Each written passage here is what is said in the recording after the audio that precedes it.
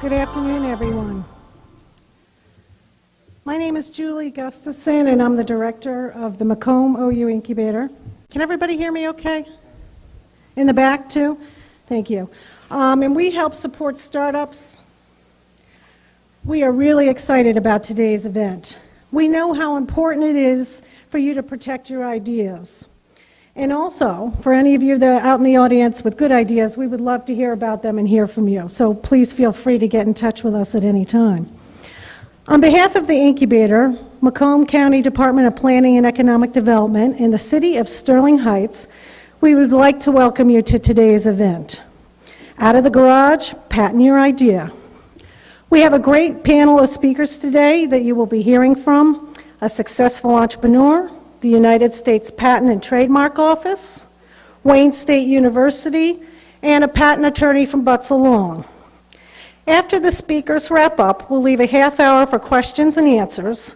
You should have all in the front received an agenda. And just some logistics before we get started. There is more coffee on, and like I mentioned before, it should be done or almost done, so help yourself at any time, go back and get it. And then to the left, this hallway to the left, are where our restrooms are. Our first speaker for today will tell you about his product patent experience. John Swiatek. John is the president and CEO of Coliant Corporation and inventor of Powerlet. As a child, John loved deconstructing electronics to see how they worked. I can't tell you how many entrepreneurs that I've met that have said the same thing to me. They loved as kids to tinker. His passion grew, and upon graduating high school, he received first place for electronics in the Michigan and Industrial Awards competition. He graduated from Lawrence Technological University and worked for Chrysler for 13 years, designing microprocessor-based instrumentation. Being an avid motorcycle enthusiast, he recognized the need for a system to power electronics while riding. Like so many entrepreneurs, you see a need out there that has to be met. So, from his basement, Powerlet became a reality, and he successfully commercialized his first product line. Since founding, John has received multiple U.S. and foreign patents. His award-winning product has been sold in 67 countries. And without further ado, let's welcome John.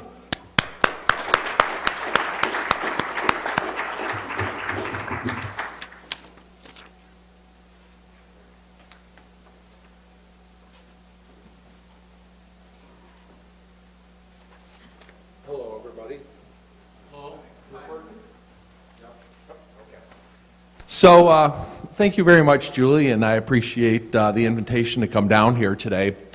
Today I'd like to talk to you a little bit about the experience that I had when I was first trying to get out of the basement and to build up this business. And I'm going to do that and relate it in a way of talking about the difference a little bit between what you're trying to accomplish and then how you're trying to accomplish it. I'm going to do it with two stories. The first piece is the what part is we all want to get patents so we can make money. That's what we want to do, and I'm quite sure that most of you who are in here today, that's the whole goal of the what. The challenge that I ran into very early on in the two stories that I'm going to tell is about how two professionals challenged me with the how part of that. How are you going to actually go about paying for these patents, and how are you going to monetize the patent? So the first story goes along the lines of I was seeking out my first patent attorney, and a reference had come to me and said, boy, you really want to get in touch with this woman. She's a phenomenal patent attorney. And so I called her on the phone, and much to my surprise, she did not want to talk to me. First thing she told me is I charge $250 an hour, and the second thing she says is, I'll bet you have an idea, you have an idea for what you want to do, but you have no idea how you're going to monetize that or take it to market. She was right. I didn't have a clue, and she says, look, I charge way too much money an hour to start at that point. So that was the first time I was really challenged with this idea of how am I going to, so as an engineer, hadn't really thought through the whole marketing. I had this idea, but I didn't know what I wanted to do with that. So it was around that same time, a little bit after that, that I started working on a business plan with the SBTDC. They used to be located up there in Mount Clemens in one of the tall buildings there by the court office. And a second person there basically said the same thing. She says, John, you know, you're working towards this idea and working towards this product, but when are you going to start to sell it? How are you going to start to sell it? So what I wanted to talk to you about here a little bit today then is this concept of it's important to know that, geez, you want to go after this patent, but how are you going to monetize it? So in my particular case, the first thing, of course, that I said was I had a whole litany of reasons for why I couldn't take it to market yet. It wasn't ready, right? Most of them, when I actually got very honest with myself, it was the engineer's way of saying, I'm really afraid to go out there and actually sell it. How are you going to actually secure those first customers and start receiving some money? Now, depending upon what the size of the idea that you're dealing with, in my particular case, what I was able to do is bring a product to market that was a subset of what I would eventually go and do. And it was surprising to me in the sense that back in those days, it was before social media and the rest of it, I'd contacted 6 forum moderators that had very specific vehicles, and our product was around a particular vehicle. I contacted these forum moderators and I said, look, I want to send you an example of this product. It's a prototype. It's not really ready for production, and you can't tell anybody about it. Well, back in those days, the first thing that they sent back is after they put it onto their vehicles and whatnot, they said, geez, when can we tell everybody about it, right? So there becomes this whole timing issue of when do you need which part of the patent process to protect your rights.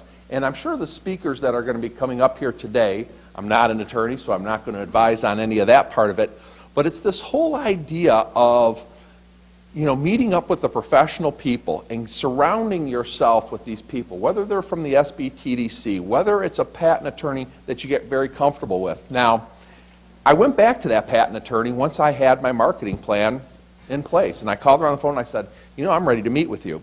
And it was a funny first meeting because I knew she charged $250 an hour. And I got really nervous about hour number 3. I start looking at my watch and I'm just like starting to sweat bullets. And she's like, what's the problem, John? You seem very uncomfortable. I said, we're on to hour number 3. This cost me like $750.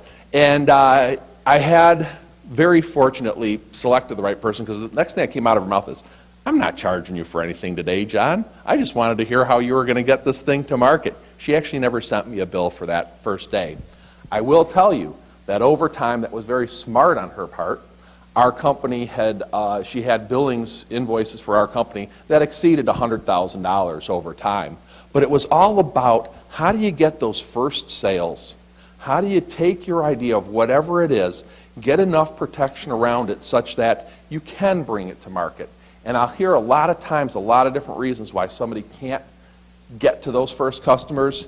Do the gut check and see, boy, is this really about some kind of a fear? Is it, in our case, we had something that was better than anybody had ever had before. Was it perfect? No. Did I think as an engineer it was market ready? Heck no. As an engineer for Chrysler, you know, it's not what.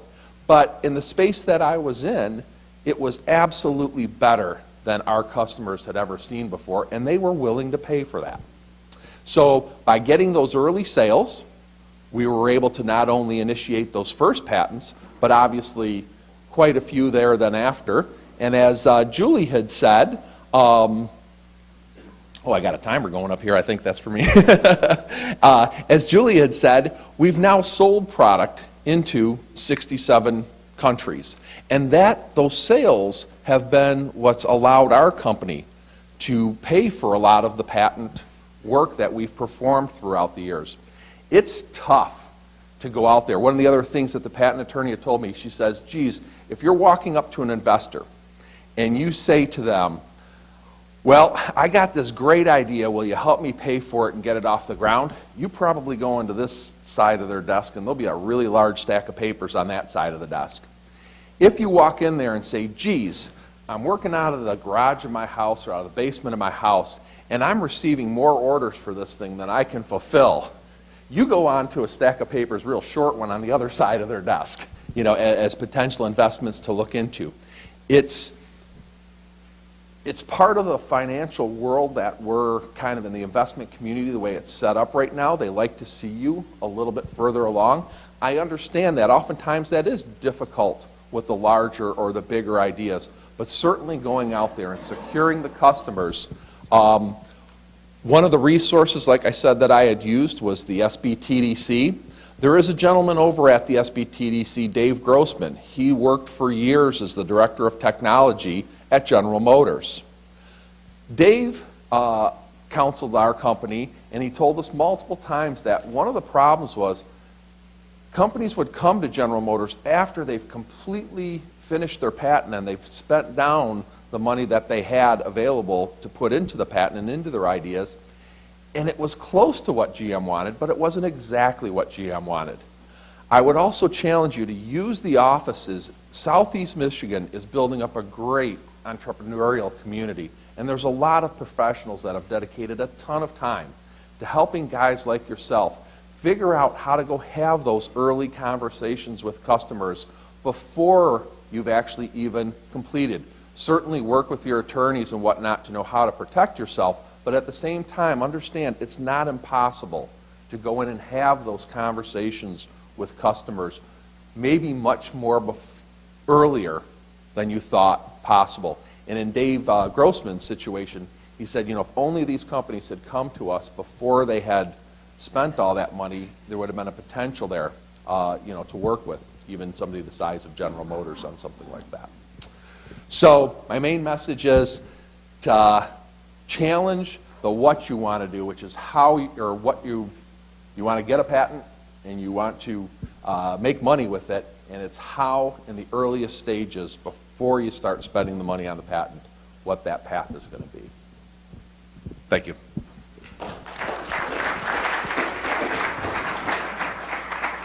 Thank you very switch.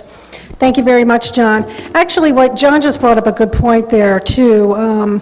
There's a book out by Eric Ries called Startup Lean, for those of you that haven't read it. It's exactly what he just mentioned, is sometimes before you complete a product, you want to go out and talk to who you think your buyer is going to be in case they want something different in it, and before you go through the process of spending all that money. So it's working on it in stages. So that was a really good point that he brought up. And without further ado, I'm going to introduce our next two speakers. Glasses, can't see. The next set of speakers are Ram Shukla and Angela Ortiz, both of the U.S. Patent and Trademark Office at the Elijah McCoy Detroit satellite location. As many of you know, Michigan was chosen recently in the last year as the first satellite location in the nation. This is a big deal. We're really excited to have the patent office here. And a lot of that was based on your state's history of innovation and also of having a rich talent base with a lot of engineers in it. Ram Shukla joined the U.S. Patent and Trademark Office in 1998 and is currently a resource supervisory patent examiner in Detroit, where he helped set up the new satellite office. Ram previously supervised examiners in the Technology Center of the USPTO in various biotechnology areas. Ram has received Department of Commerce silver and bronze medals for outstanding performance in patent examination and special projects. Ram has a PhD in biochemistry from the Delhi University in India. Also speaking with him today is Andrea Ortiz. She joined the USPTO as a patent examiner in 1990. Angela became a primary examiner in 1996 and served in career development details in various offices. From 2006 to 2010, Angela worked as a supervisory patent examiner and trainer. She is currently a supervisory patent examiner at the Art Unit, which examines patent applications for fabrics. She also serves as a resource supervisory patent examiner at the Detroit Satellite Office. Angela received a degree in chemistry from Ohio State University. Please join me in welcoming our next speakers.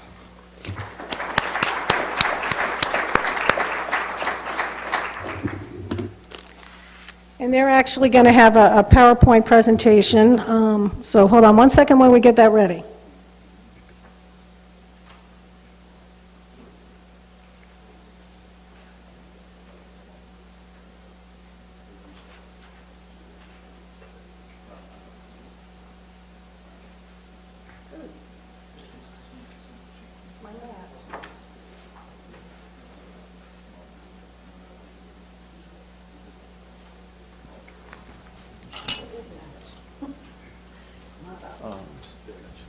Oh, is it up now? Okay. Yeah. Actually, get it, maybe dim the lights. Yeah. Is that a little better? Yeah. Is that good? Thank you. Here, this is flip forward. Right here, Mom should flip it forward. Okay. And then Yeah. that's backwards. Yep. And if you want to use the little laser, that's right there. Okay. All right. Thank you. Well, let me start by thanking Julie for the great program she has put in place. What we are going to do today is talk about the office, the process we have in place for examining the patent applications filed, and also the resources we have online and otherwise for inventors and applicants that you can use when you file an application, okay? So, as Julie said, we both are supervisory patent examiners at the patent office.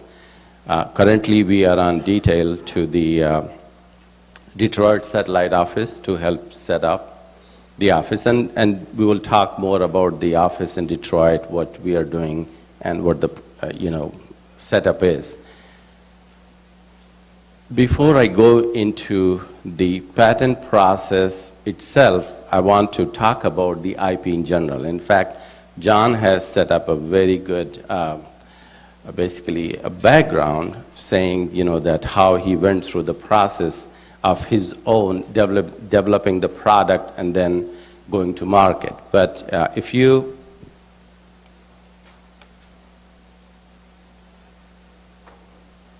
So you have more than just the patent as an IP, because if you remember when he was talking about he met the attorney, and then he also talked to other people how you want to, get the product to market and so on. So you have other issues, as you start a business, even if you have a small business, you may be creating intellectual property. Any property that is of intellect is basically a property which you want to protect. Now, patents are for products or machines, as we will talk about later on. But then you have other forms like trademarks, you have copyrights and trade secrets. Okay. For example, in a business, you may be using machines from others you have bought. They may be patented. Okay. Or you may be producing your own product. You want a patent. So there is involvement of patent in there. You have a name for your business. That again, in itself is IP because people come to you for that name, right? And then if you are producing flyers and brochures, that may be yet another type of IP. So what is a patent? Really, you are getting an exclusive right, okay, to exclude others. And what others cannot do is if you have invention, you get a patent for that. They cannot manufacture, they cannot sell it, or even offer for sale, use, or import without your permission. So you have exclusive rights, right? Trademarks, on the other hand, symbols, slogans that represent goods. Now, when you go and buy products, for example, a Lexus car, or go to school, you have a name. You go to that name. Why? Because you have the confidence that that product or product associated with that name will have a certain quality. That's why you're going there. So that's your property. That's trademark. Now, trademarks, they have a 10-year term, but you can renew it as long as you renew it. We have copyright. If you're writing now, for that you necessarily don't have to go to any office to get protection. As soon as you put on piece of paper, protection is there. But if you want to go and really, stop someone from using it or misusing it, so on, then in that case, you do need to get that certification or certificate from Library of Commerce. Now, the term for that is author's life plus 70 years. Trade secrets, well, Coca-Cola, right? How many people have tried in, I will say in history, to try to get that formula for Coca-Cola and still have not been able to figure that out? That's a trade secret. You may have recipes in your pizza business or a pie business. Again, that would be your trade secret. Now, for trade secret, as long as you keep it secret, it is a trade secret. There is, some law, Uniform Trade Secret Act, that really governs the process, but there is no agency which is going to give you like a patent or any other document about the trade secret. You can keep it secret, you got a trade secrets. Once it's out, it's out. So let's get into the patent system. So that's after, now we will get into what the patent is, what a process is, how we examine an application. Now, before I go into the patent process, what we have done here really have kind of three parts. One is the patent process itself, I will talk about. And then Angela is going to talk about some of the resources we have for you, online resources and some other programs Office provides, which you can use. And then finally, we will touch on AIA. Now, there is another presentation for AIA, so we are not really going to go into AIA, but there are a couple slides, especially the one which has resources. If you have questions, we have a site on our website. There is a web page, and you can go there for the answers to your question. So, US system is a quid pro quo. What really means is that you get this exclusive right in exchange for something, and that is that you are going to disclose your invention. Okay, you will disclose in such terms that somebody who reads that, they can make and use. So for that, you get exclusive right for a certain term. So the government grants exclusive rights to the inventor in exchange for the disclosure of the invention.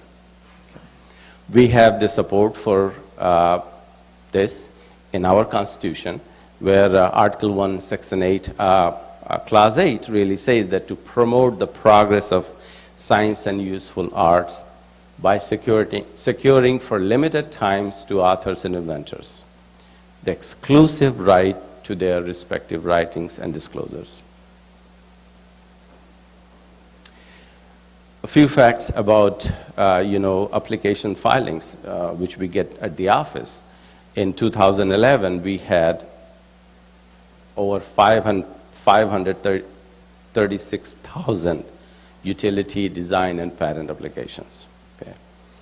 In 2012, we had an increase of 5.3% in filing. And by March, in fact, by mid-March, we already had 269 plus thousand plus applications already filed. So we may be reaching the 2012 number or even going above that. So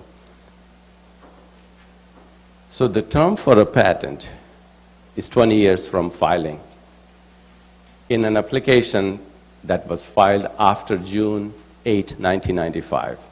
Before that, it was 17 years from the date of grant. Okay, we had a change in rule because there were some, situations where people could be just keeping an application alive or just prosecution going on for a long time, and that way you are just extending. But now, for applications filed after this date, it is 20 years from filing.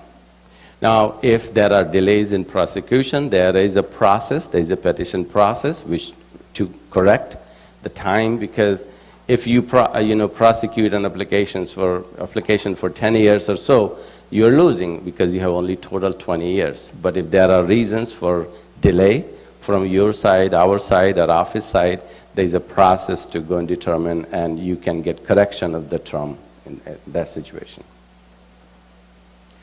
We also have a patent for design. So what I talked about earlier was utility patent. Okay. Utility means there's a use for it. But you can also get a patent for design, where it is for how the object appearance. Ornamental, that's what that is. For example, cars, you have designs, they have design patents. Apple, for example, iPad, iPod, and all that, they have design patents on that too. So you can get a design patent. Now, what can you patent? Okay. Well, you can patent a machine. You can patent article of manufacture. For example, a chair, table, pencil, pen, anything you manufacture. A process, how you make the article, you can patent that. You can patent composition of matter like chemicals, compounds. And if you improve any known of the above, you can get a patent for that. Okay? Well, but what is the requirement? Really, it is that invention has to be new, right? So if it is not new, it's not novel, then it's not patentable. Well, if it was known to public more than 1 year prior to your filing, then it's not patentable, okay?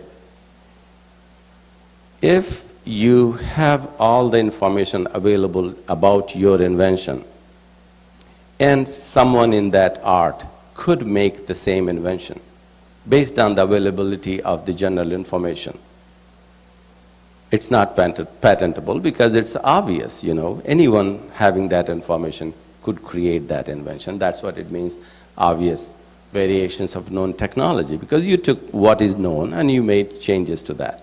Now, I did say that improvements could be patentable, but if you can show that that improvement is not obvious to do, yeah, it can be patentable. Lack of utility. So if it is not useful, you cannot get a patent. So your patent or your invention has to have a use, utility, for it to be patentable. Okay. Are not clear means, and we will go further in there, it's much more like survey. You buy a house, and survey is done to determine where are the boundaries of your house or your property are. It got to be clear, right? You cannot just go and buy and, you say, oh, this is where my property is. So it has to be clear. So we call clear and definite. That has to be there, okay? Now, you can also not patent ideas. And John mentioned, idea and patent, two different things. Ideas cannot be patented. Something which is useful, tangible, will be patentable, not idea. Okay? If you have a mathematical formula, cannot be patented.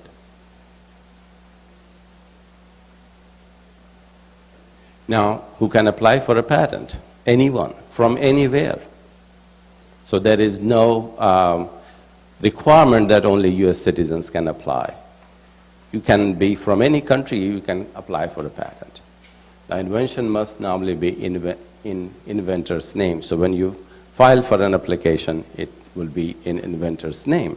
Now, you can have assignee, you assign the rights to someone, that's true, but again, inventor is you who invented that invention.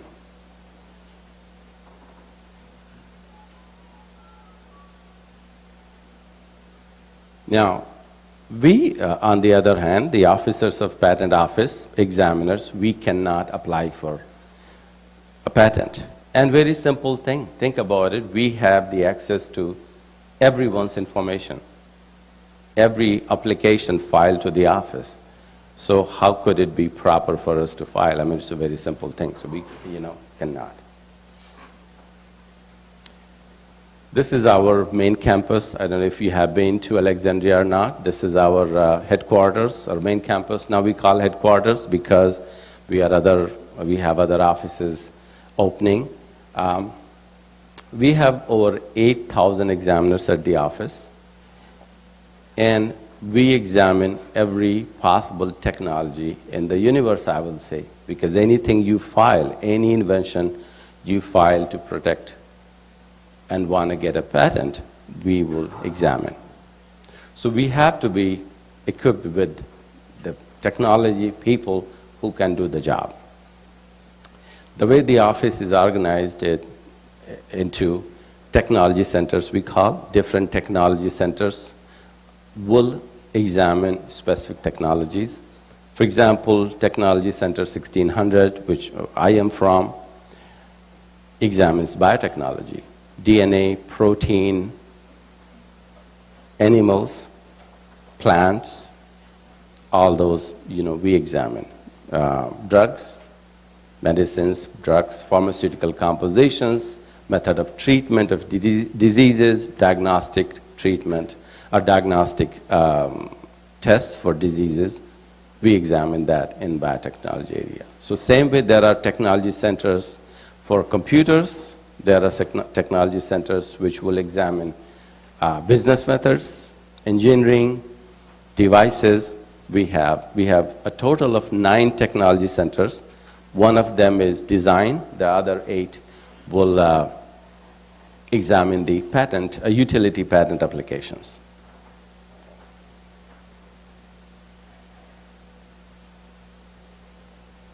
So I mentioned AIA, or America Invents Act, and one of the requirements of that was that we will be opening satellite offices, other places. Detroit is the first satellite office, and this is what we have set as the goal or the model system for the satellite offices. Because so far we had only one office that was in Alexandria. And we never had any other office in the history of the country and the patent system, basically. Okay? So what we have done is that the examiners who are hired at the Detroit office or any other satellite office, I will tell you about that later on, they will be reporting to groups or art units at the headquarters in Alexandria, and they will remain at the satellite office. So you have examiner here, he's reporting to supervisor or group art unit back in Alexandria. We will have, so there is a home SPE or supervisory patent examiner like us who will be reviewing and signing the office actions until they get their own authority, full signatory authority to do that. We will have some supervisors at the site and at the satellite offices. And then all the training is done from, again, headquarters using collaborating tools. All the applications will still be filed at the headquarters in Alexandria. So there is no filing at the satellite office. There is no assigning of local applications to the satellite office as of now. So everything goes there at the headquarters. Based on what the technology is, it will be classified. So we have a classification system. Those of you who may have done a search would know that, just like in a library, you have to catalog the books, we have to catalog the applications and patents. So we have a classification system. And once they are classified based on their classification, they are assigned to an art unit at technology centers. So these are the satellite offices, and we have Detroit, 300 River Place, and then the others are coming up in Denver, Dallas, Silicon Valley. So this is our office in Detroit, and it's named after McCoy, real McCoy. You might have heard about this, product he had, and it was decided to honor him. So what do we have at the office? Okay. We have a public search room where you can go as an inventor. We have got the room where you can search. And the same search tools which examiners use when they are examining applications. We also have facility that if you have an examiner back in Alexandria, you want to do an interview with the examiner, you can go with the attorney to our office here in Detroit and do a video conference and you can have an interview. And then we are also providing, based on the inventor assistance program, that you can contact from there too. So some of the services we have. But there is no filing. We do not accept any filing at the Detroit satellite office. Now let's talk about the examination process, because I'm sure you want to know, how do we do our job? So really, when you apply for a patent, you send your application, what we are doing is that it will be checked for formalities, and after that, then it will be assigned to appropriate technology center to an examiner. When the examiner gets the application, what they are doing is that they first read what you have described, determine whether that, what we call a specification, description is enough, sufficient, determine where is the property line really, survey your claim. That's what really the invention is, that's what you get the patent for. Then search based on all this to determine what is known, and then after that we write an office action, what we call, and then we start the communication with the attorney applicant to see, or to go and determine do we have any patentable subject matter. It's a back and forth process. Patent gets issued, our application gets abandoned. Another option, if you don't agree with our decision, you can go to the next level, which is to, we call PTAB, Patent Trial and Appeal Board, which is patent judges, and they will decide whether our decision was right or not.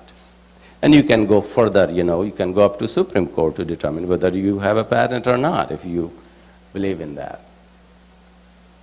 So really what it is, you get first action from us, first examination. If it is a rejection, goes to you, you amend, make a change based on what we have done. If you agree, not agree, you make those changes, you argue, and then we decide, we examine again, take a look at what you have provided, and then based on that, whether you get a patent allowance, or it could, you could go to next process if we don't agree. We say that, no, you don't have a patent, and you say, no, it's still, we have a patent, you can go to the next process. There's appeal process. So claims are really what are at the heart. Okay. Just an example, and I earlier mentioned, about the property, meets and bounds of the patent coverage, just like where is your property line. This is an example of the 8 million patent. And without going into this, let me go to the claim itself. Visual prosthesis apparatus comprising, and you go through this. So we, as an examiner, have to determine what is encompassed by this language. Where is the boundary for this language? And based on that, we do the examination. We search, we write office action, and then determine whether we have patentable subject matter or not. Examiners have multiple tools. There is a tool for maintaining and applications in the system where they are monitored. Then there is a search tool, east and west, 2 tools. They are available at our search in the search room here in Detroit or in Alexandria. Then we also have a system where they can, examiners write their office actions. This is a system which we call image file wrapper, because all the applications are present in digital form for the examiners to work on. And this, in fact, one form of this you can access as an applicant. Well, if you are pro se, means you are prosecuting your own application, or you're an attorney, if you have an attorney working on your behalf. And this is yet another tool for examiners to work on. So we have multiple tools which we'll provide to examiners to work on. Now let me give you very quick, because there's a lot to talk about, but I'm sure I'm running out of my time. In fact, Angela should be up here now.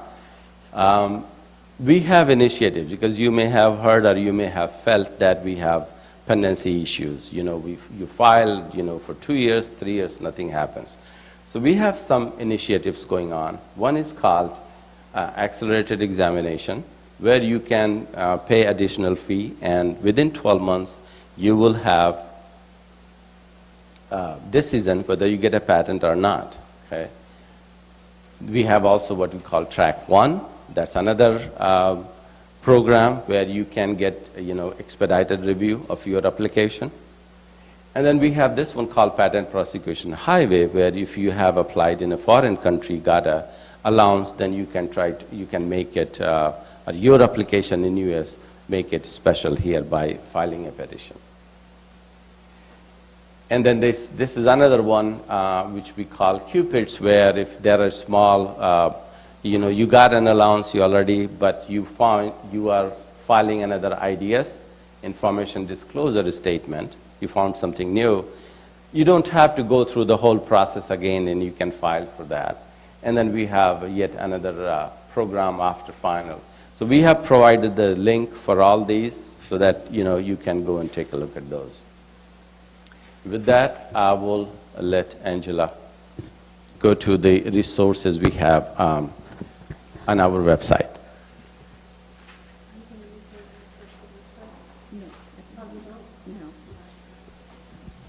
Good afternoon. My name is Angela. I'll be addressing the resources for inventors. We have a Patent Assistance Center, which is now called the Inventors Assistance Center, and we have a Trademark Assistance Center. You can call and get general information about patents, how to file an application. We also have a bi-monthly newsletter called Inventors Eye e-newsletter. If you'll provide your email, we'll gladly send you a copy of that letter to your email address. We do not have online chats available at this time. However, we do have transcripts online if you would like to review them. We have a pro bono pilot program.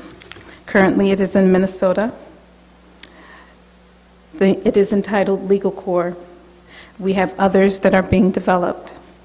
We also have a law school clinic certification pilot program in which law students are granted limited recognition to practice before the office. Currently, we have 28 schools participating, including Wayne State for patents and Michigan State for trademarks.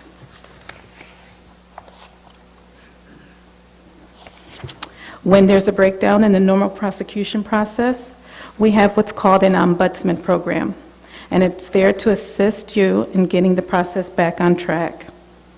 Each TC has an ombudsman, and there's an administrator for the program. You can access the services through a form on our webpage. There's also an email address that's provided here. Or you can call the TC and speak directly to the ombudsman for that TC. We have a webpage, uspto.gov, and there are several resources available to our independent inventors at that website. Some noteworthy are at the top blue toolbar, and the pointer's not working. I'll just highlight them for you.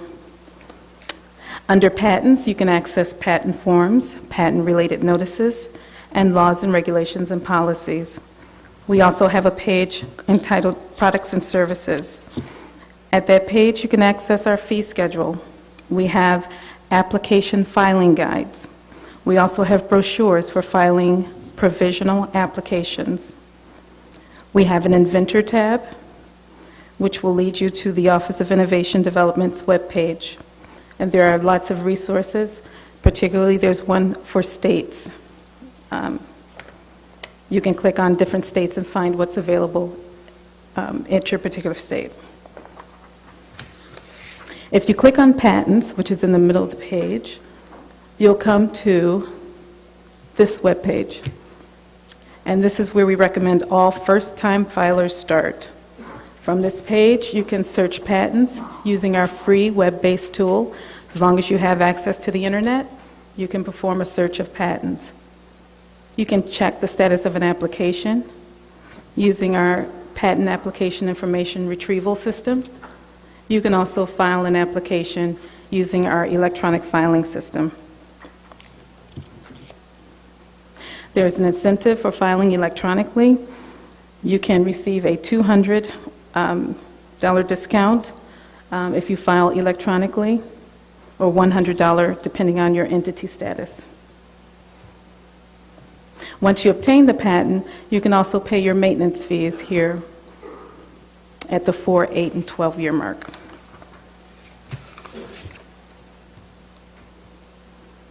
Lastly, we have an IP awareness assessment tool. This tool is in beta format, and our understanding is that if you are aware of the property that you have, then you will protect it. This tool is used to help you increase your awareness of IP that you already may have. By taking the assessment, you'll be provided feedback and resources you can check on. The beta format means that it's still being developed, so any feedback you can provide when using this tool will help us perfect it. And right now, Ron will come back and speak on AIA.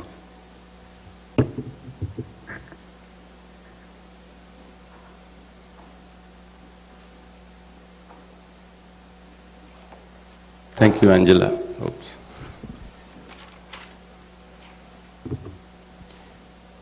Okay, so there are a lot of information on our website, and in 40 minutes we're trying to fit everything, so that's why we have to go through this fast. So I wanted to just touch on AIA, and we do have a presentation afterwards on AIA, so I won't go too much, but the AIA was enacted on September 16, 2011, and then there's a timeline basically at different points, because there were different provisions or changes to law which were enacted at different points. So this is the timeline, what provisions were enacted when. And the last one really happened now in March, after 18 months, and one of them is for a first inventor to file. Okay. I think that's one big one, because that really makes a change in the system, first to file versus first to invent. U.S. patent system has been first to invent from the very beginning, since our patent system started. Rest of the world has got first to file. So now we are in sync with everyone else. But then with the change, then we have to, go and make adjustments to guidelines, have training for examiners, other changes to deal with going from the first inventor, or first to invent to first to file system.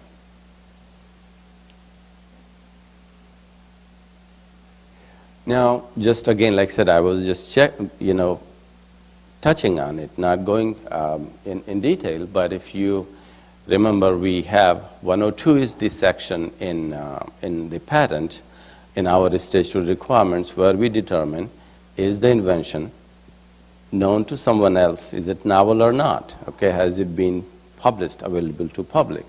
So based on the changes, we have got here what we used to call 102 A or B. B was, now 102A is within 12 months of you filing your application, We call it 102A1 in the new system. B, where it was used to be that, if your invention is known more than 1 year before your filing date, then you cannot get a patent, right? That's a statutory bar we call. Then we had 102C, premature foreign patenting, and then we had D. For D, there is really no corresponding provision. There are exceptions, and there is a slide after that, after this one, to talk about it. And then we have for 102E, then we got this derivation process a new process for which is called 102A2. So A1, A2 under the new system. And then we got prior invention by another, where you could show, so for this G, there is no corresponding provision, but if it is prior invention by another, there are this declarations 101 and 115, which could be filed.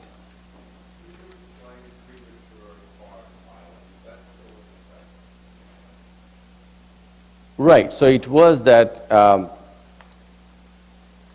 I ask that you hold that question to the end when we get,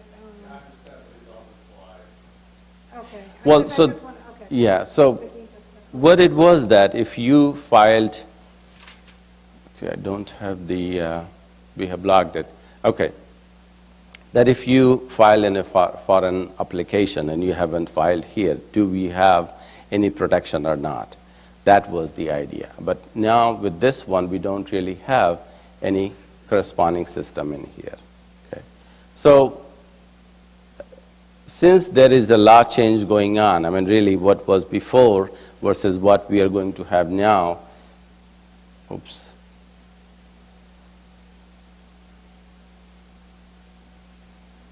This is gone, really. Okay, this is gone.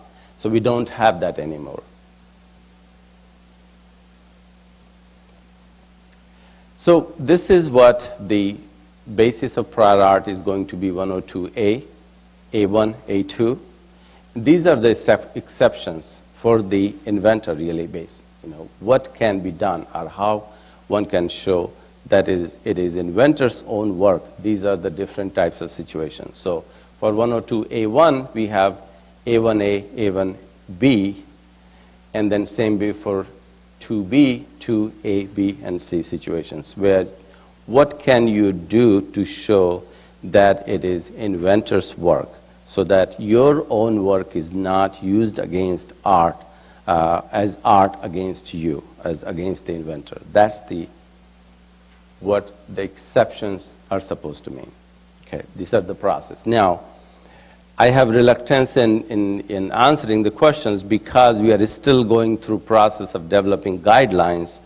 And in fact, I will show you in the next slide. Oh, okay, so now the other big change in the new system is that earlier this was not there, otherwise available to the public. So anything which was not there could be a prior art, is a catch-all phrase now. So something which could be prior art, which wasn't defined earlier, now will be under this. For example, on the web, if it is known on the web, available on the web, can that be used as prior art? So all those other forms, will be under this new system. Our new catch-all phrase we call otherwise available to the public. Okay. Now, so this is where the resources are. And I think if you really have questions, you may get the answer for your particular questions possible, but not necessarily. But these are the resources, try them. In fact, we have whatever training we are giving. We just got a training recently, almost like 2 weeks ago, even us, because we don't have the full training yet developed. And the reason being that we don't have the applications yet. So once we know the scenario, then we can start developing the examples and all that. So we are going through that process. The same training video is available, which we got, and then they will be later on available for everyone on this site. So, if we have time, we can go later on or now to the site and show you that our website, we can do that. And so whatever training we are developing will be available to you also. You can go and get access to that. Let's maybe hold off on the slides. Sure. But we're almost ready for Okay. the speaker. Sure. And at Sure. the end, if we have time. Sure. So, and this is again the AIA helpline, where you can get more information by calling this number, sending an email, or on the website. So these are your resources. And like I said, we are still in the process of developing guidelines, and that's why, I may not have answers related to AIA. Thank you.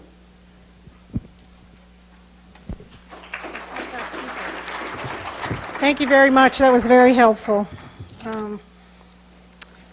Let me introduce our next speaker, Tom Helmholdt, who is the founding member of Helmholdt Law, PLC, an intellectual property law firm located in Rochester Hills, Michigan. He received a BS in Mechanical Engineering from University of Michigan and a JD from University Detroit Law School. He was listed in the December 2012 edition of D-Business as one of the top 2013 lawyers in intellectual property law. He is currently also an adjunct professor at Wayne State University's Law School and the supervisor of the Patent Procurement Law Clinic. He is also part of the USPTO Patent Law School Certification Pilot Program that Ram just recently talked about. And that's what he's going to tell you all about, so let's welcome Tom.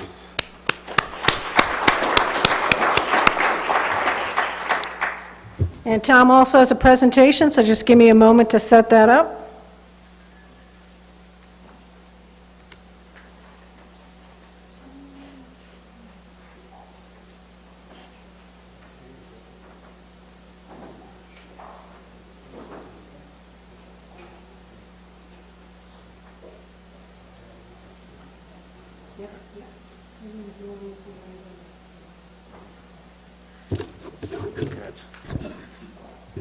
Do you want this, or just, okay, I'll get out of your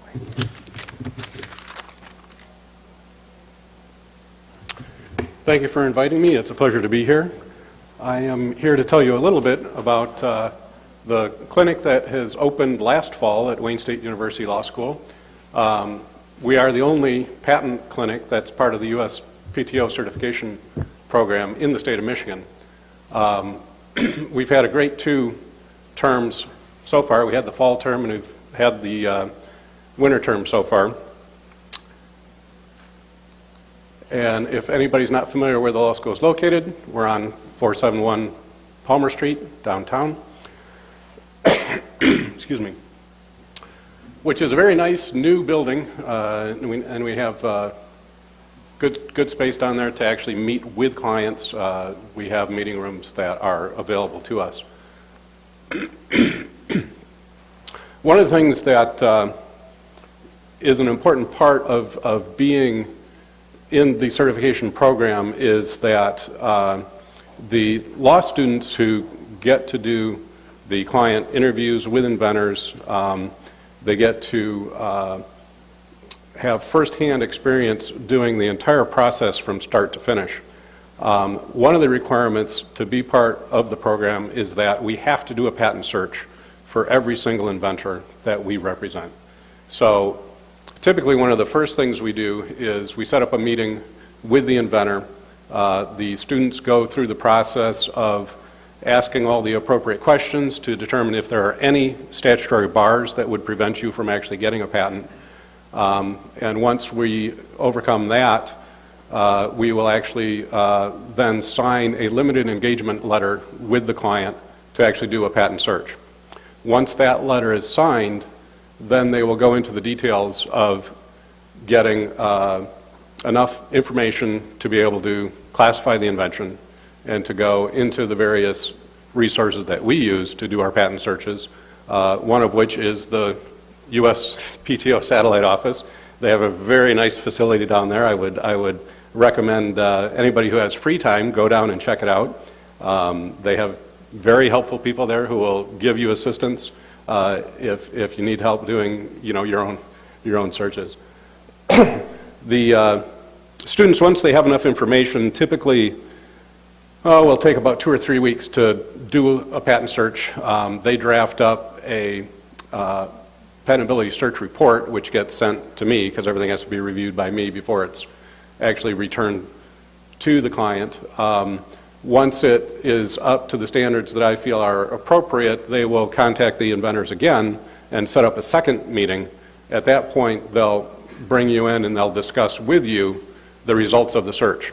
They'll let you know if they found any art that they think is going to limit the protection that you may be able to get. They'll explain, what those limits potentially are.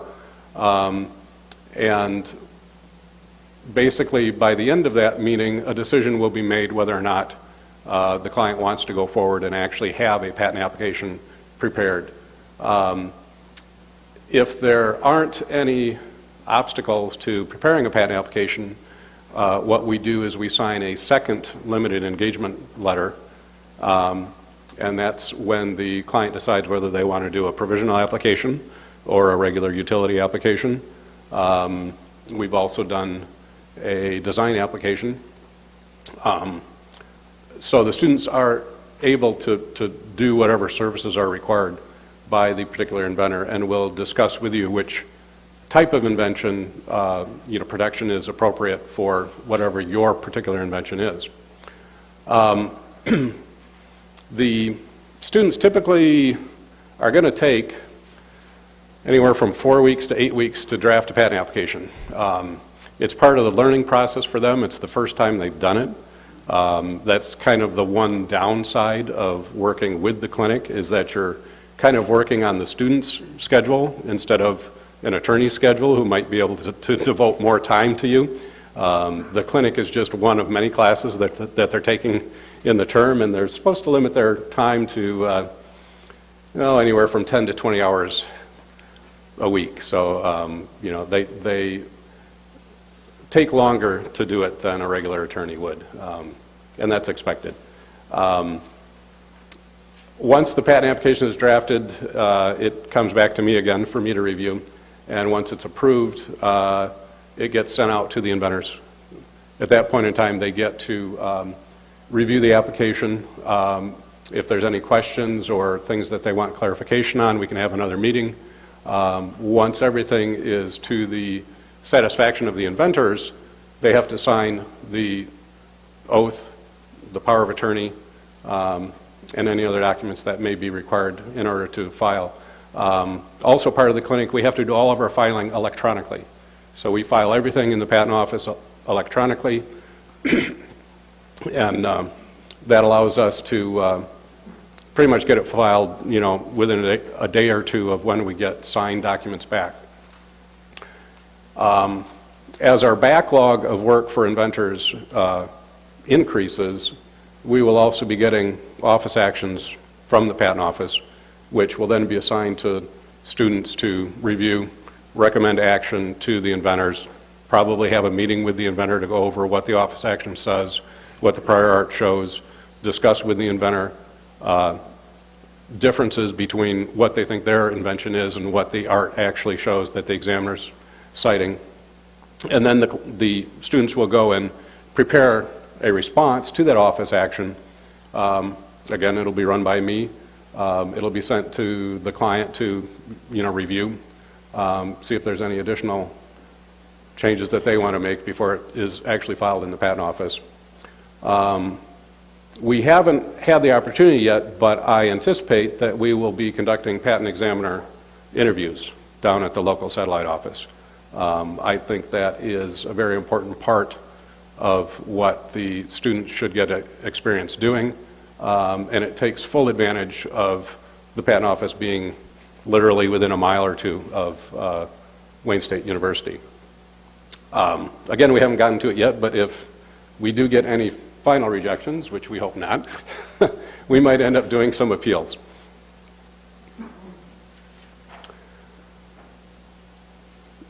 So as I mentioned earlier, we are the only pro bono law school clinic in Michigan, and the only one that's part of the certification pilot program. One of the special things about actually having students do the work for you is every term we can decide which 2 applications we file that term that we want to expedite in the USPTO. And what the patent office has told us, which hasn't happened yet, but we still have high hopes, is that we will get a first office action back within 6 weeks. which is amazingly quick. I was stunned when they came up with the 6-week number because I've never seen that in my entire career. It would be really nice because it really would complete the full experience of the students if they can prepare and file a patent application and then get an office action within like 2 months so that they can then respond to that office action and see what's happened to what they actually wrote themselves. If it gets too spread out, you'll have one student write the application, and a term or two later, a different student will pick it up to actually file a response to that office action. And it's not quite the full learning experience that we would really like to give them. Examples of things that can be patented, very similar to the other list that was up here earlier. Plastic parts, manufacturing process improvements, consumer products, sports exercise equipment, mechanical devices, medical devices, electronic devices, chemical processes, website services. It runs the whole gamut. There are all kinds of things out there that people come to us and want help with, and we're there to service the public in general. So, local startup companies can basically receive patentability search reports, patent applications, prosecution, which is response to office actions, patent examiner interviews, appeals. We roughly estimate that the value of the services can easily be approximately $20,000 or more. Clients are still responsible for all the filing fees that are paid to the U.S. Patent Office, and they're also responsible for formal patent drawing fees. The clinic cannot handle any money from clients, so the way that we have to work it is we get credit card information from the client, and when we're doing filing, we can charge your credit card for the filing fees of your application. We also have an agreement with patent draftsmen that they will bill you directly for the drawings that they do. The typical cost of patent drawings is $75 to $150 per sheet. So you can kind of estimate what it's going to cost based on that. Once a startup company is financially sound, we anticipate that the startup will actually exit from the clinic and hire its own patent attorney. We're really trying to service the segment of inventors who aren't able to afford an attorney on their own. And some of the questions that we have in the client application that we ask all of our clients to fill out includes questions about that.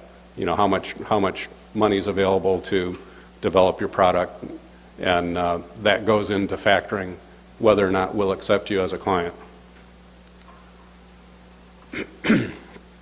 Which brings me to the next slide. How are we actually going to select clients? Basically, it's a multi-step process. I have to look at which students have signed up for the next term, what their backgrounds are, what their education is, and we try to select inventions that match as best as we can with the student's educational background, with their work experience background, so that they know at least the basics of the technology that they're trying to write an application for. We also look at the potential of the invention. You know, we want to have a feeling that it's something that is potentially going to be successful. We want to give preference to ones that have the ability to create jobs in Southeast Michigan. And we're also looking at the financial need of the startup. I should warn people, there are a lot of questions on our application. The more completely you fill it out, the more consideration you'll be given. The applications that come in with a lot of blanks are very difficult to evaluate. Generally, the students who are signing up are second-year law students and third-year law students. They have already taken a patent law class, typically. Some of them have already taken and passed the patent bar exam, so they're actually patent agents in their own right. It is required that all the students have engineering or science degrees, so they will have, for example, mechanical engineering, electrical engineering, chemistry, something like that as far as their background. We have gotten a few inquiries from students who don't have the proper background, and I've had to turn them away because it's a requirement of the USPTO that they have this education background in order to get the limited recognition license that they get to be able to file and respond to office actions in the patent office. As an example, here are 7 of the 8 students who are in the current clinic. You can see that there's a wide variety of backgrounds, electrical engineering, computer engineering, molecular genetics, microbiology, biomedical engineering, materials and science and engineering, and civil engineering. So we can cover a wide spectrum of inventions. It's typically not a problem to find a student who at least has a working knowledge of an area where an invention is in, and they typically don't have problems picking up whatever the technology is. Oh, I'm almost done here. Okay. If you want to contact the clinic, there's additional information about the clinic at our website, patentlawclinic.com. I am the clinic supervisor. Eric Williams is actually the director of the clinic programs. I'm an adjunct, so I'm not down at the school all the time. Eric Williams is, so if I'm not there, just ask for him. And there's our emails. You can email either one of us. I did put some client applications on a table to the right back there. If you want to pick one up, feel free. And you can scan it and email it back to us or mail it to us, whatever you like. Thank you. Thank you, Tom. Boy, startups, good news. $20,000 possibly in free legal services. That's great. And our last speaker before we open up for questions and answers is Gunther Evanina, and he is an attorney and shareholder at Butzel Long and practices out of their Lansing office. He concentrates his practice on intellectual property, including patent prosecution, license agreements, trademarks, and copyrights. He has over 20 years of experience drafting and prosecuting patent applications in a wide variety of chemical, pharmaceutical, and mechanical technologies.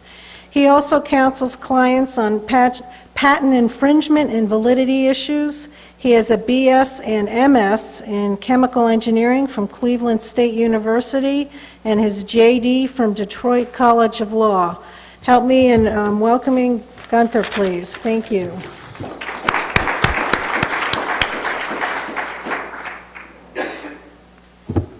Is this okay, or do you want the, okay. Well, thank you, and I appreciate the opportunity to talk with you briefly about America Invents Act. You've heard a little bit about it now. I'm not going to give you a recitation on the law. I don't think that's going to be of interest to you. I don't think that's going to tell you what you need to do. So I'm just going to give you all the answers up front.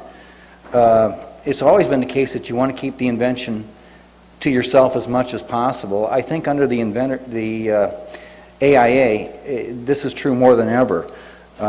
Keep it as confidential, keep it as secret as possible for as long as you can. Second point is to file early. The sooner you file, the less prior art that's going to be available against you. That's always been the case, but the field of what constitutes prior art is somewhat larger under AIA. Don't be afraid to file multiple applications, or don't be afraid to file a provisional application. As you develop things, it doesn't cost much to file an application, particularly if you're doing it pro se. Describe it, sketch it up, submit it.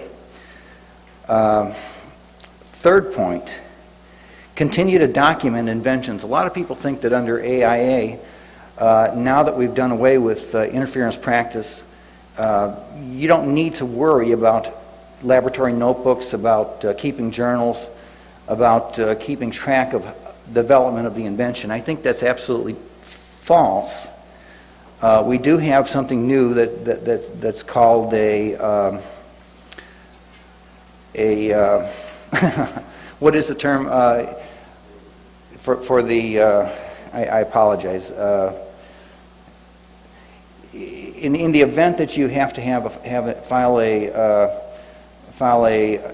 in the event that you get somebody that has filed an application before you, you have an opportunity to show that they did not invent that you actually disclosed it to them and they derived it. It's called a derivation proceeding. And under the derivation proceeding, I believe you're going to have to show two things. One, you're going to have to show that you invented this, whatever it is that's being claimed, that you invented it. The second is you're going to have to show that you disclosed it to this person or somehow it became available to them. So keeping laboratory notebooks is probably as necessary as ever. Because you have this derivation proceeding, though, there's something else that you have to do. And that is you have to keep records of any disclosures, confidential disclosures to others. So if you have to meet with somebody to have them design a prototype for you or test something for you, and you're disclosing significant aspects of your invention, you want to keep a record of that. You want to include whoever was involved in the discussions, keep a record of who they are, when this occurred, the date that it occurred, and I would say keep very accurate records of the documents that were provided to them, and keep very accurate records of exactly what was disclosed.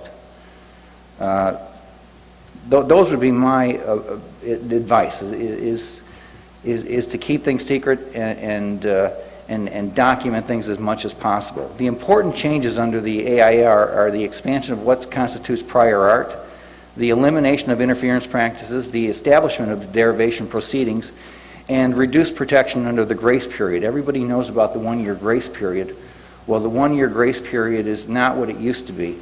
Under the old one-year grace period, if somebody disclosed something but never filed a patent application on it less than a year before you filed your application, and you invented before them, you could swear behind. That's gone. If somebody discloses something before you file an application, the only way out is if you disclosed it, the same thing, same subject matter, before their disclosure. Other significant changes in the AIA are post-grant proceedings, micro-entity status. I think this is significant to people who are operating small businesses and independent inventors. I believe you have 1/4 of the fee, which is a big deal. I mean, instead of paying $600 for filing a new application, you're paying $150, roughly. I don't have the numbers in front of me. And the other thing you can do is file for a prioritized examination, and what the Patent Office has more or less agreed to, and I think they're doing a pretty good job on this, is trying to get the applications prosecuted. That is, you either get a notice of allowance or a final rejection within 1 year from your filing date. That's a lot faster than what you normally get, which I'm going to say is more like a few years. And that, I think is for a micro-entity is about $750. To qualify as a micro-entity, there are qualifications. You have to have fewer than four. You have to be named as a patent applicant in fewer than 4 applications. Secondly, you have to have an income that is less than 3 times the median income, which I believe for this year is $153,000. Or you have to be a university, or you have to be assigning to a university. I believe those are the requirements, one or the other.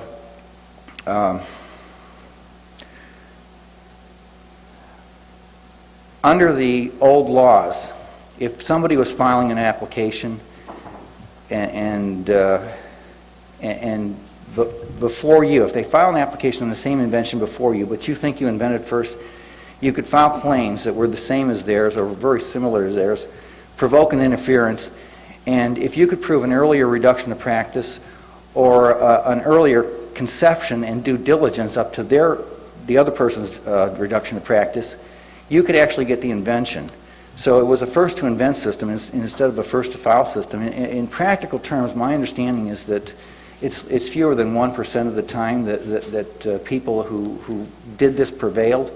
So I think we have de facto had a first-to-file system always, with a rare exception. And now it's official. We most definitely do have a first-to-file system. I think probably the more significant aspects of the AIA, rather than the elimination of the interference practice and the new establishment of derivation proceedings, the more important aspect is what constitutes prior art.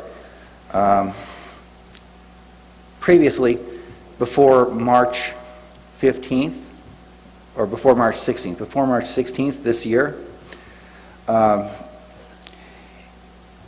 anything that was patented, published, or publicly used, or sold, or offered for sale by others before the invention was prior art. Now it's anything that was published or used or sold by others before the effective filing date. So instead of the test being before the invention, it's before the filing date. There are some exceptions.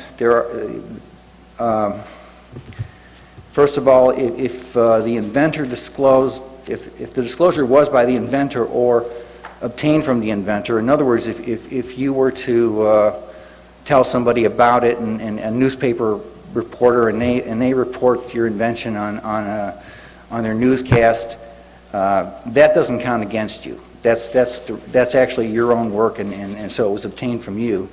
The other possibility is that you published before their publication. In other words, somebody published in February, you published it in January, you filed in March. That's okay.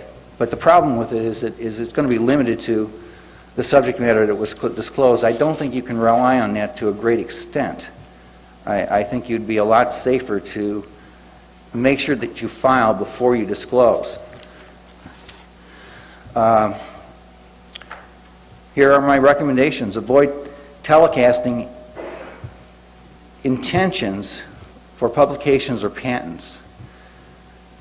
Some of you probably go to conferences in your area of technology, and you may bump into people. You may actually be speaking at an event. You may actually want to brag about something that's going on and something that you plan on publishing. Here's the problem with that now is that because we now have a first-to-file system as opposed to a first-to-invent, if you go ahead and do that, you may be tipping off your competition that if they're working on the same area, they better hurry up and get something on file today or tomorrow. So you probably want to keep it a little closer.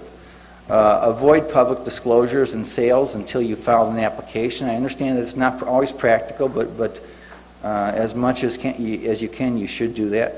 Limit confidential disclosures to those that absolutely need it. And again, testing, production of prototypes. Sometimes you need to disclose for funding reasons. Those things, it makes sense, but always use a non-disclosure agreement in those situations. People who are not going to agree to non-disclosure, you probably shouldn't be disclosing to them.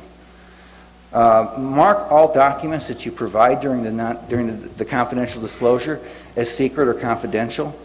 These things have always been the case, but I think they're more important now under AIA. Document confidential disclosures, especially dates, subject matter documents, and participants. Again, that is now important because of the derivation proceedings. You want to keep track of those things. Again, continue to document invention activities because those may be important as well. And I think probably Most important, file as soon as possible and file as many applications as you need to as you progress through the process. If you make a significant improvement in your invention and you file the provisional application on day 1, and on day 250 you come up with something that's really important, file another provisional application. You can always claim priority to more than one provisional application. And those are my recommendations.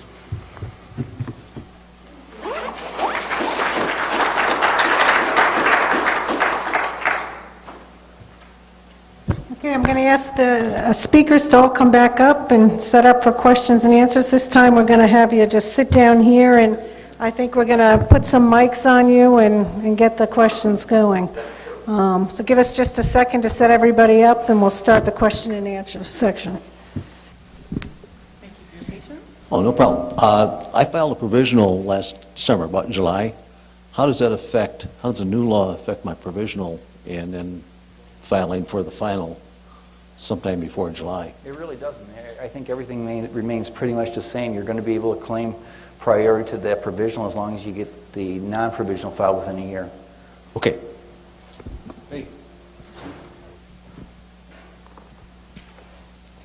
Thank you, ladies and gentlemen. A very good presentation of really important issues. I have a practical question I would like to address to you right now.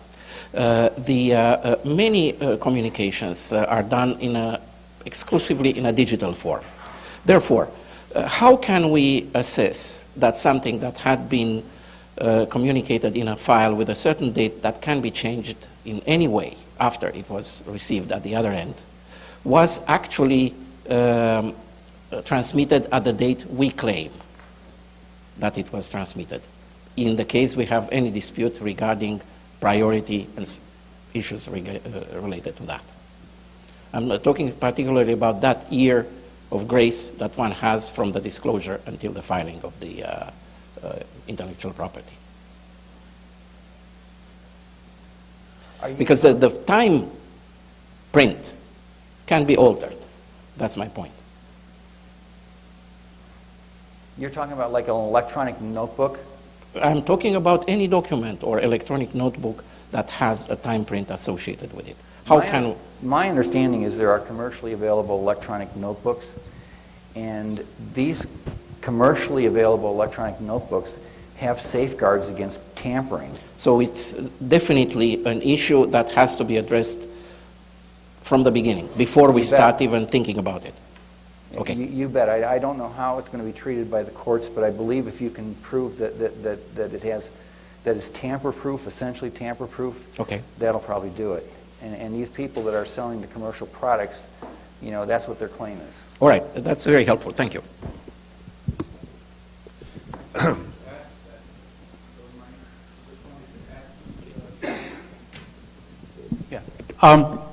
You're right about the electronic notebooks, but I just wanted to add a little bit to what you answered.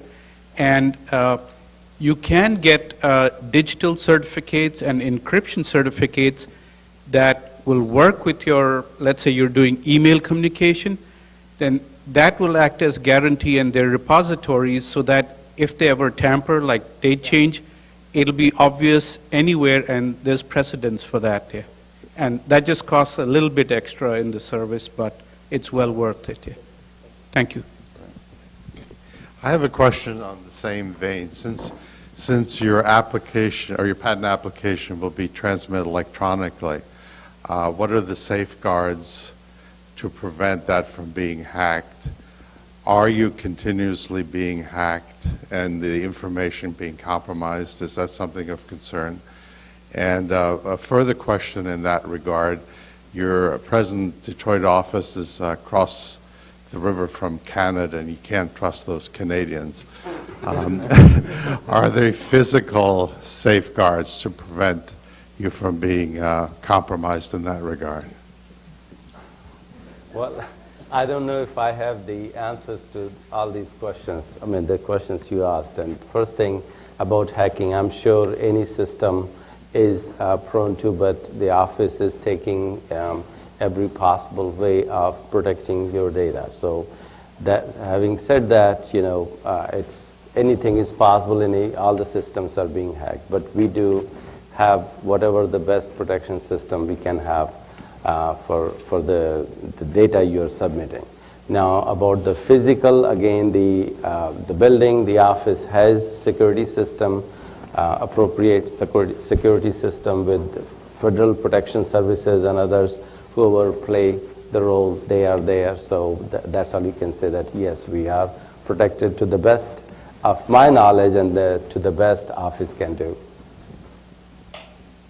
It's a secure connection, right? Yes. Well, so, yeah.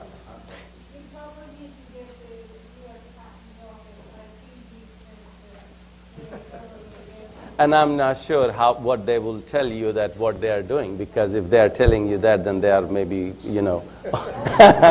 exactly. So, but again, we are connected directly to our networks in Alexandria. That's how we work. It's a seamless operation. That's the goal is. And, whatever available security systems are there, they are in place. My question is for John, actually. I'm afraid to do the business plan because I'm afraid of somebody stealing it. I don't know if you had people sign the confidentiality agreement like every meeting that you went to in order to get your product to know it was marketable.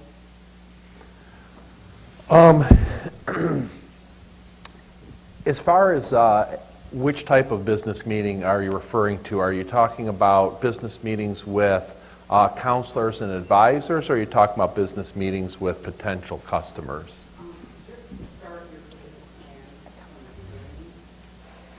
Yeah, I think that there's a lot of natural fear there about who you're going to talk to your ideas about. I think that's very common. Again, the gentleman on the end, has seen probably the darker side of what can go wrong, when you disclose information to the wrong person. Myself, I have basically lost sleep sometimes over, I can't believe what I just told my neighbor, versus I've always I've learned to develop a methodology of whom I'm speaking to and what is their capacity to do something with the information that I'm telling them.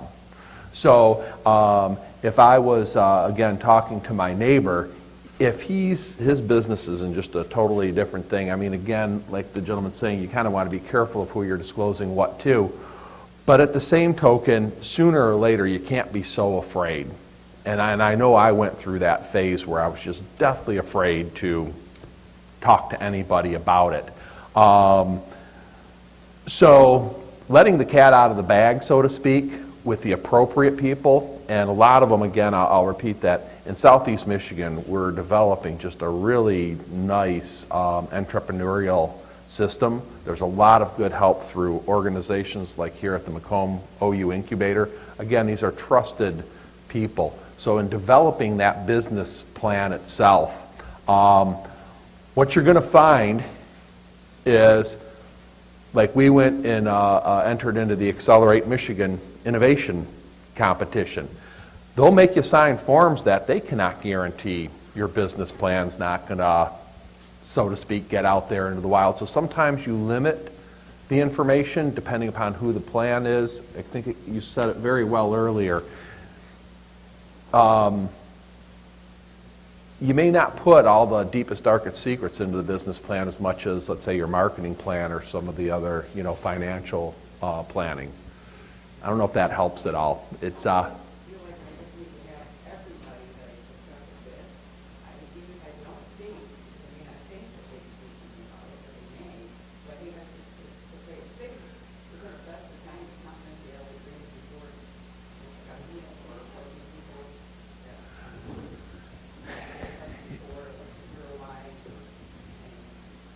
Yeah, and I think Julie can even speak to this a little bit as to what your policies or procedures there are. Again, I'll go back to who it is. And I also want to acknowledge in there, it is a very frightening thing to all of a sudden, who am I talking to and who can I say what to? Having a good attorney that you can go to before you have some of these meetings, that can sometimes relieve some of those anxieties too about what you should be saying and to whom you should be saying it. It's not like if you have anything that's proprietary, like with chemical and mix it or something, you do not generally put that in a form. You keep it a little more generally focused. But I know when we work with clients that if they ask for a non-disclosure agreement or that we will sign it for them. So that can be done. And I don't know, Gunther, if you have any other suggestions as to what you would do or what you would have. I think as John points out, there are practical considerations. If you're talking to somebody that you are sure you can trust, then go ahead, but you're doing it at your own risk. It's a calculated risk. But I mean, certainly I think you can tell your mother about it. That's not going to be a problem. Yeah. You can probably tell your neighbor about it. That's probably not going to be a problem. People that you've established a business relationship with and you've worked with them over a long period of time and you know they're not going to run with it, again, that's probably not a problem. And maybe to take that, so there's different buckets of people. So I know like the first time we ever talked to a venture capital firm, I was nervous as heck about what I was going to go in there and say. But what I've learned over time is to talk more about just the business entity itself. If they want to know anything about the technology, then we're going much deeper, maybe not only just an NDA, but potentially a letter of intent. And there's other documents that you start putting in place before you really show them what's going on in the back room, so to speak. Learning that process, as you're saying, is a business calculated risk where you're getting them interested enough and you're saying enough but not saying too much. It's probably a little bit of art and a little bit of law.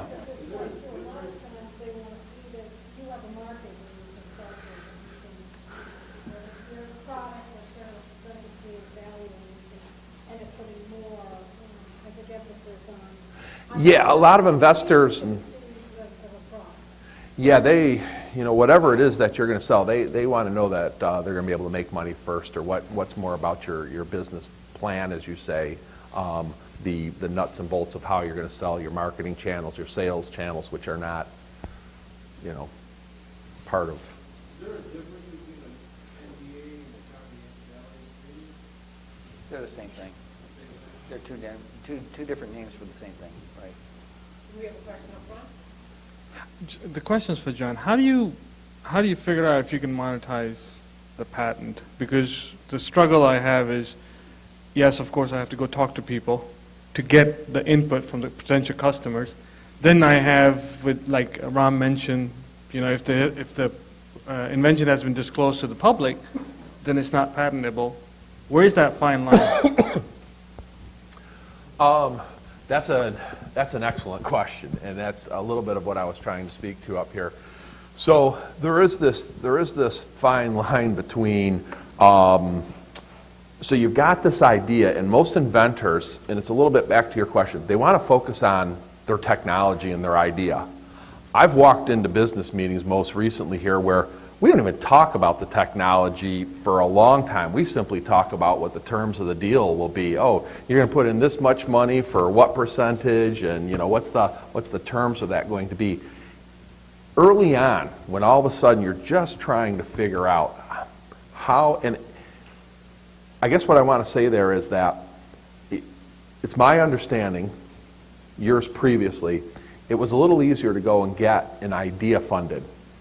It's pushing out further and further that you have to have a more and more proven idea to go out and actually secure the funding. That just seems to be the trend. So there becomes this very difficult spot that inventors go through where how do you get enough money?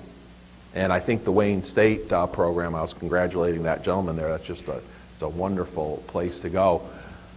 Who do you talk to and how do you get enough money to all of a sudden get enough protection to where you can start to go have those sales conversations and how you're going to... The venture capitalists and the people who are funding these new technologies, are they familiar with non-disclosure agreements? Are they adverse to signing them? I would think they wouldn't be. They would not be adverse? That's what I would think. Yes, so to answer your question first, it really kind of depends. Certain VC firms and whatnot, absolutely, they will not. It's just their policy to not sign any non-disclosures. It's a liability, as you know, on their part. They have now some part of the ownership of what's in that. So it kind of depends on who's also at that point, again, going back to the business model, on your team, that all of a sudden they say, oh, this is a viable thing, so yes, we'll take that business Well, risk that's from our something to side. think about, because liability, for a non-disclosure agreement only attaches if you disclose the information that you're supposed to keep confidential. Correct, unless they have another operating entity that's working on something similar to what you're doing. So now all of a sudden, then there can be Those leakage things from are one specifically entity. excluded from most of the Yeah. non-disclosure agreements. Yeah. So, and I know, like say from our case, if we're talking to a larger funding company, they might have other operating entities in similar spaces, so then they start to wonder, okay, what could potentially be if all of a sudden it was said that we had leaked this to one of our other entities, if they're already previously working on it. You had put your hand back up? Right, because my issue that I see right now is that it's easier to get funded to increase sales than start a business. So that's what I'm struggling with. Can everybody hear back there? Can you hear that much?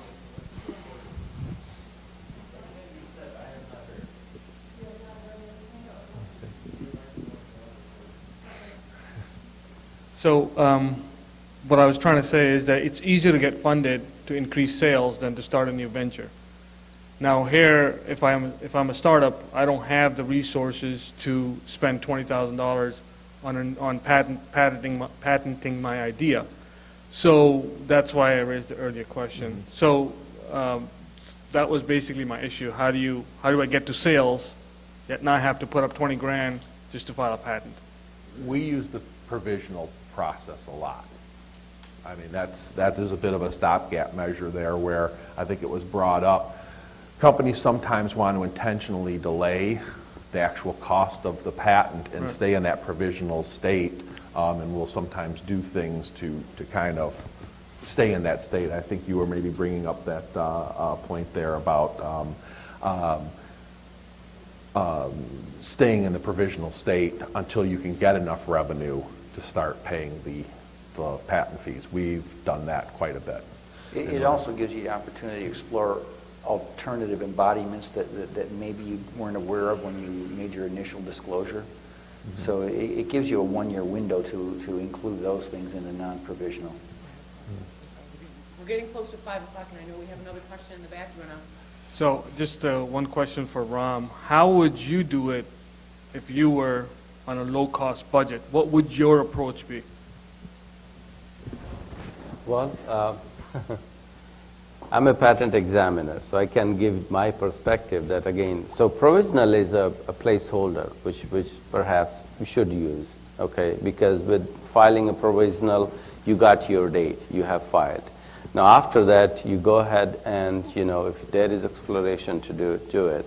Now if you know that you want to go for a full patent application filing, which is we call non-provisional, which will lead into a patent, then file it. Now the options we have, again, depending upon the technology, if you want it expedited, you may want to file under accelerated examination, where within a year we will have close of prosecution resolution.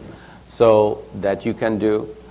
If your technology is, for example, in software or computers, where the technology moves pretty fast, you might want to go that route. If that's not an issue, then you can go into the regular process. We have a track 1, another situation, or expedited process. You could follow that. So there are a lot of things where you can, based on what your priority is, okay, you can follow that. So that's what I will say. But my expertise will be limited by the patent examination process, not the business and other aspects. At the end of the day, sales trumps all. Sales allows you to go on to the second idea and the third idea. If you've got a way to go out and get sales, do as much protection as you can, but go after it. And in my experience, it's our philosophy to go after the sales. I can't tell you what to do, but for us, it's go after the sales. I have about 3 questions. Some are just answered, could be answered with a yes or no. One, is it an insult to ask an attorney to sign a non-disclosed, non-compete? I've done it. It's absolutely unnecessary because there are other things that protect you against your attorney disclosing things. For one thing is most attorneys like their practice. They like to continue in their practice. We're all paranoid out here, though. Along with his other question there, too, even when you do an internet search on other patents that are out there, somebody could see what you're searching for and get an idea that, hey, this guy's looking to do something else in the same area. Do you need a working prototype to file? Not at all. Do you? I mean, I'm talking something like mechanical, just something that's a dimensional drawing then that shows the gears, cables, whatever else you might be. You know, as long as you still enable the invention, you know, you're probably okay. You know, if you're going to claim a perpetual motion machine, then you probably need a working prototype.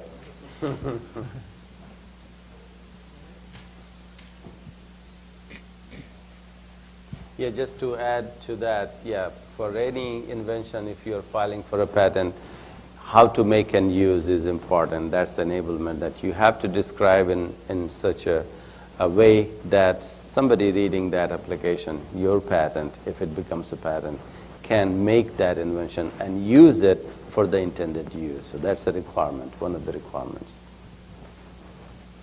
If I file for an application at the USPTO, and if I want to go international, how do I go about doing that? Do I have to file in each country at the same time, or because it's first to file, so somebody could read my application and file it in other places?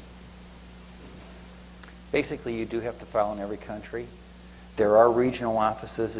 There's a European regional office. I believe there are other regional offices, but for the most part, you have to do it in every country.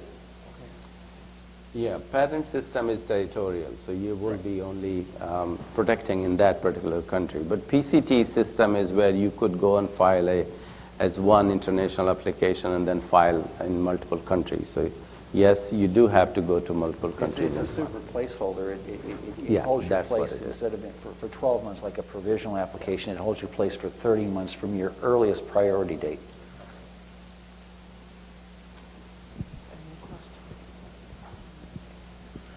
The pro bono work done by the law students, is that available to anyone, or are you limited by your income? It is pretty much available to anyone, but we do look at income as far as one of the criteria of who will accept as a client. We're really set up to service the segment of small business where they can't afford to hire an attorney themselves. If you're making enough money that you could go out and hire an attorney, it's probably one strike against you, but we still look at the application as a whole. Last question, I believe? Question, I started with the provisional application. You said, well, I can extend that. What can I change from what I said a year ago that will give me an extension on this provisional? You can't extend it. You can't change it. What you can do is you can file multiple provisional applications and claim priority to multiple provisional applications. So if you come up with an invention and you describe a couple of embodiments, and then you come up a few months later with a different embodiment that really is substantially improved, you might want to file another provisional application on that.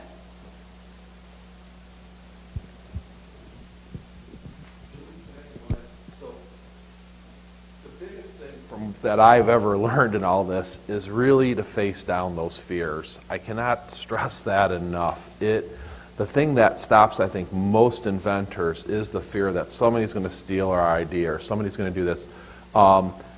what I've come to learn is that the guys who are really in business that have, a lot of investment money and whatnot, they recognize the fact that all of our ideas are about 10% inspiration and about 90% perspiration, and a lot of them don't want all the work that it takes to really build up the business around the idea.